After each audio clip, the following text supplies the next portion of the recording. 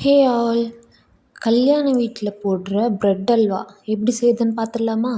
அதுக்கு ஃபர்ஸ்ட்ல இந்த மாதிரி பிரெட் எடுத்துட்டு, சைடில் இருக்கு இல்லையா, அந்த ப்ரவுன் கலரில் அதெல்லாம் நான் நல்லா கட் பண்ணி எடுத்துக்கிறேன். எண்ணெயில் போடும்போது சைடில் இருக்கிற பீசஸ்லாம் தீஞ்சு போயிடும். அதனால் நான் கட் பண்ணி எடுத்துக்கிறேன்.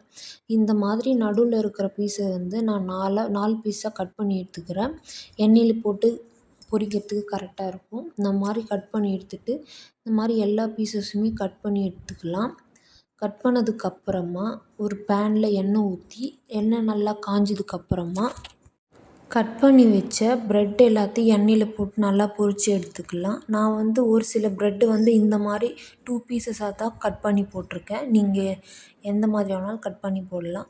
எண்ணெயில் போட்டதுக்கப்புறமா அது போட்ட உடனே கொஞ்சம் லைட்டாக ப்ரௌன் கலரில் ஆரம்பிக்கும்.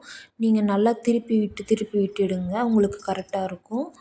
இந்த மாதிரி நல்லா திருப்பி விடுங்க. அப்போ தான் இல்லை தீயாமல் நல்லா கரெக்டாக இருக்கும். நல்லா ப்ரௌன் கலர் ஆனதுக்கப்புறமா நீங்கள் எண்ணெயிலேருந்து எடுத்துடலாம்.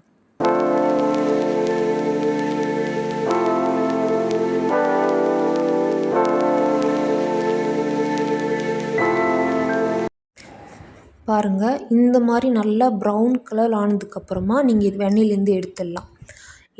நல்லா எண்ணெய் வடிகட்டுற மாதிரி நல்லா இறுத்து எடுங்க. அதுக்கப்புறமா இன்னும் 2 இருக்கிற பீசஸ் எல்லாம் நான் எண்ணெயில் போட்டு எடுத்துக்கிறேன். நல்லா தீயாமல் எடுங்க. அப்போ தான் பிரெட் அல்வா வந்து நல்லா டேஸ்ட்டாகவும் இருக்கும். உங்களுக்கு சாப்பிடும்போது எந்த ஒரு ஸ்மெல்லும் வராமல் இருக்கும். ஸோ நீங்கள் கேஸை வந்து ஸ்லிம்மிலே வச்சு கூட நீங்கள் பொறுமையாக செய்யுங்க. எந்த ஒரு அவசரமும் கிடையாது. ஏன்னா டேஸ்ட்டாக இருக்கணும் இல்லையா, நமக்கு டேஸ்ட்டு தான் முக்கியம். ஸோ இந்த மாதிரி நல்லா ப்ரௌனாக வர வரைக்கும் நல்லா போட்டு எடுங்க. தீயை விட்டுறாதீங்க, ஓகேவா? நல்லா திருப்பி விடுங்க. அப்போ தான் கரெக்டாக இருக்கும். எல்லா பக்கமும் நல்லா வேகணும்.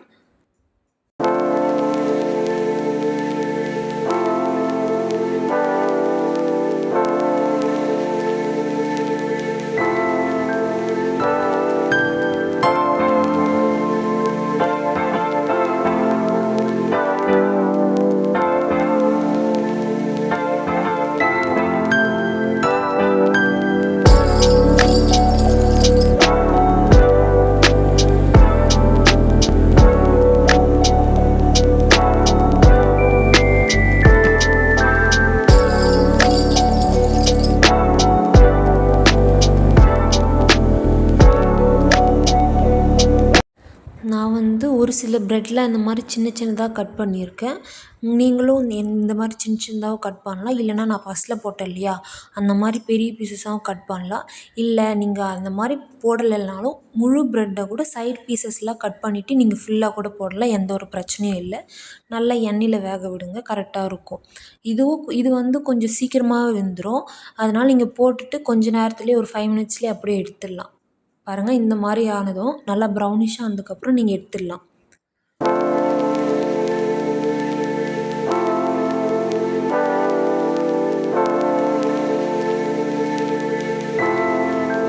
இதுக்கப்புறமா ஒரு பேனில் நெய் விட்டுக்கலாம். நெய் வந்து என்கிட்ட கொஞ்சமாக இருந்ததுனால நெய் 1 ஸ்பூனும், எண்ணெய் வந்து கொஞ்சமாக ஊற்றிட்டு முந்திரி, திராட்சை, பாதாம் இந்த மாதிரி நட்ஸ் எல்லாம் சேர்த்துக்கிறேன்.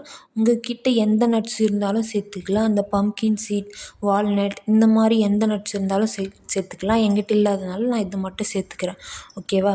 இது நல்லா ப்ரௌன் கலரில் ஆகிற வரைக்கும் நல்லா வறுத்து எடுத்துக்கோங்க. வறுத்து எடுத்ததுக்கப்புறமா இது எல்லாத்தையும் ஒரு தட்டில் தனியாக எடுத்து வச்சுக்கலாம். எடுத்து வச்சதுக்கப்புறமா இது கூடவே வந்து சுகர் ஆட் பண்ணிக்கிறேன். இந்த பேன்லேயே சுகர் ஆட் பண்ணி அந்த சூட்டுலேயே நல்லா சுகரை நல்லா வதக்கிக்கோங்க. அப்போ தான் அது சுகர் வந்து நல்லா மெல்ட் ஆகும். மெல்ட் ஆனதுக்கப்புறமா இது கூட வந்து நல்லா மெல்ட் ஆனதுக்கப்புறமா இது கூட வந்து நான் வாட்டர் ஆட் பண்ணிக்கிறேன். வாட்டர் வந்து நல்லா கொஞ்சம் அதிகமாகவே அந்த பிரெட் எல்லாம் முழுகிற அளவுக்கு வாட்டர் ஆட் பண்ணிக்கோங்க. அப்போ தான் கரெக்டாக இருக்கும். சுகர் நல்லா கரையணும். கரைஞ்சா பாகுத்தன்மை வரக்குலாம் கொதிக்க வேண்டாம். சுகர் கரைஞ்சா போதும். இது கூட வந்து நான் சால்ட் ஆட் பண்ணிக்கிறேன். சால்ட் ஆட் பண்ணுறதுனால இனிப்பு வந்து இன்னும் நல்லா டேஸ்ட்டாகவே இருக்கும். இது கூட வந்து ஒரு 3 ஏலக்காய் போதும். 3 ஏலக்காய் தலை தட்டி போட்டு இந்த மாதிரி சுகர் நல்லா கொதிக்கணும்.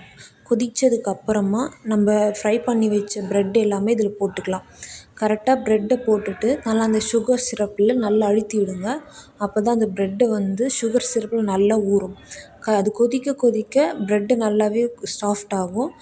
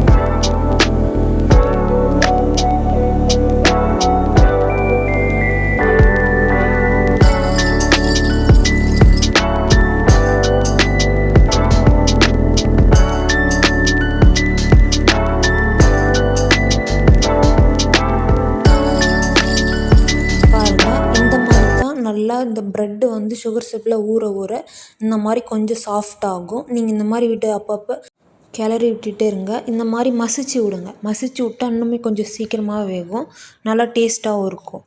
இந்த மாதிரி மசிச்சு விட்டுட்டு கிளறி விட்டுட்டே இருங்க. அப்போ தான் கரெக்டாக இருக்கும். நம்ம எந்த அளவுக்கு கிளறணுமோ அந்த அளவுக்கு அது மசிஞ்சு நல்லா சாஃப்டாக இருக்கும். பாருங்கள், இப்போ எந்த மாதிரி இருக்குது.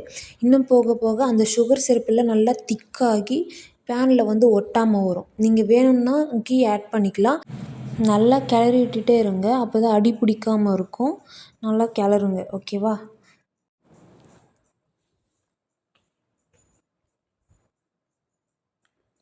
இது கூடவே வந்து நான் பால் தான் ஆட் பண்ண போகிறேன்.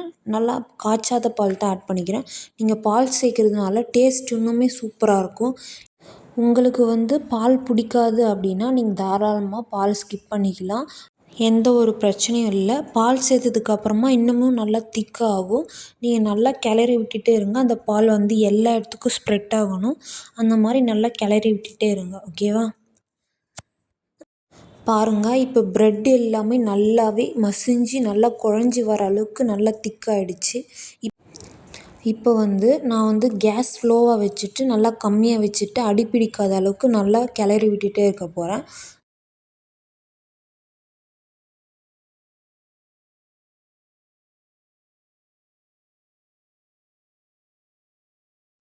இப்போ கொஞ்சமாக நல்லா கீ ஆட் பண்ணி நல்லா கிளறி விடுங்க. இன்னும் நல்லாவே டேஸ்ட்டாகவே இருக்கும். உங்களுக்கு நெய் வேண்டானாலும் நீங்கள் சேர்த்துக்க வேண்டாம். ஓகேவா? இந்த மாதிரி நல்லா கிளறி விட்டுட்டே இருங்க. நல்லா கொஞ்சம் திக்காகுது இல்லையா? இந்த ஸ்டேஜில் வந்து நம்ம ஃப்ரை பண்ணி வச்ச நட்ஸ் எல்லாத்தையும் கலந்து கிளறி விட்டுக்கலாம். ஓகேவா? நல்லா கிளறி விடுங்க. நல்லா திக்காகிற அளவுக்கு நல்லா கிளறி விடுங்க, அடி பிடிக்காத அளவுக்கு. இந்த ஸ்வீட் ரெசிபி உங்களுக்கு பிடிச்சிருந்தா லைக் பண்ணுங்கள், கமெண்ட் பண்ணுங்கள், மறக்காமல் சப்ஸ்கிரைப் பண்ணிக்கோங்க. நீங்கள் போகிற லைக்ஸ் தான் எனக்கு இன்னுமே வீடியோஸ் போட ஆர்வமாக இருங்க. அல்வா இப்படி தான் இருக்கும். சூப்பராகவே டேஸ்ட்டாகவும் இருக்கும். நீங்கள் செஞ்சு மறுநாள் வச்சு சாப்பிட்டிங்கன்னா அவ்வளோ டேஸ்ட்டாக இருக்கும். இந்த மாதிரி தான்